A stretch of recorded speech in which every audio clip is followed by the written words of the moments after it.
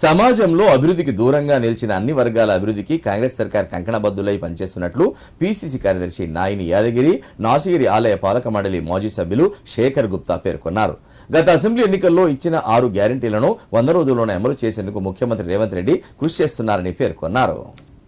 సిద్దిపేట జిల్లా గజ్వేల్ పట్టణంలో పట్టణ ఆర్యవైశ్య సంఘం కాంగ్రెస్ పార్టీ ఆధ్వర్యంలో సీఎం రేవంత్ రెడ్డి చిత్రపటానికి ఐవీఎఫ్ రాష్ట్ర నాయకులు తోట భిక్షపతి గుప్తా, కిరాణా వర్తక సంఘం అధ్యక్షులు సిద్ది భిక్షపతి గుప్తాలతో కలిసి పాలాభిషేకం నిర్వహించారు. ఈ సందర్భంగా వారు మాట్లాడారు.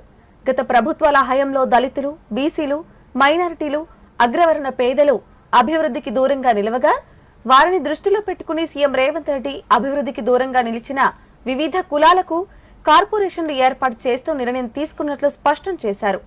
ఇందులో భాగంగానే పేద ఆర్యవైశ్యులు, ముదిరాజులు, దళితులు, మాల వర్గాలు, పద్మశాలీలు, మున్నూరు కాపు తదితర వర్గాలకు ప్రాధాన్యతనిస్తూ మంత్రివర్గం తీర్మానించి కార్పొరేషన్ల ఏర్పాటుకు చర్యలు తీసుకుంటున్నట్లు చెప్పారు. అర్హులైన లబ్ధిదారులు ప్రభుత్వ పథకాలను సద్వినియోగం చేసుకోవాలని సూచించారు. తెలంగాణ రాష్ట్రం ఏర్పడిన తర్వాత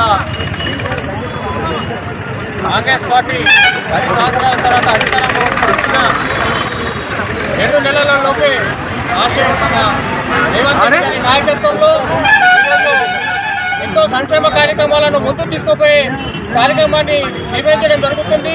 ఎన్నికల్లో ఇచ్చినటువంటి 6 హామీలతో పాటు ఎన్నికలలో సభలలో ఇచ్చినటువంటి హామీలను అమలు చేస్తూ ఈరోజు బడుగు బలైన వర్గాలతో పాటు ఈరోజు వైశ్యులకు, బాపన్నలకు కార్పొరేషన్ ఏర్పాటు చేసిన ఘనత కాంగ్రెస్ పార్టీకి దక్కింది. రాహుల్ గాంధీ గారి, సోనియా గాంధీ గారి, ప్రియాంక గాంధీ గారి దిశానిర్దేశం ప్రకారం ఈరోజు తెలంగాణ కాంగ్రెస్ ప్రభుత్వం పనిచేస్తుందని రేవంత్ రెడ్డి గారి నాయకత్వంలో ఈరోజు బడుగు బలైన వర్గాల అభివృద్ధి, సంక్షేమమే లక్ష్యంగా ముందుకు సాగుతూ ఈరోజు ప్రభుత్వం పాలన చేస్తుంటే ఈరోజు ప్రతిపక్షాలు ఓర్వలేక ప్రభుత్వంపై నిదాన పనులు చేయడం జరుగుతుంది. మరి మన ప్రియతమ నాయకులు రేవంత్ రెడ్డి గారి నాయకత్వంలో మొన్న జరిగిన మంత్రివర్గ సమావేశంలో మంత్రివర్గ సహచరులందరూ, ముఖ్యంగా మన బీసీ శాఖ మంత్రి పొన్నం ప్రభాకర్ అన్న గారికి అందరికీ కూడా పేరు పేరున ధన్యవాదాలు తెలియజేస్తున్నాం. మరి గతంలో ఏ ప్రభుత్వాలు, ఏ పార్టీలు కూడా మరి బీసీల గురించి ఆలోచన చేసిన పాపాన పోలేదు.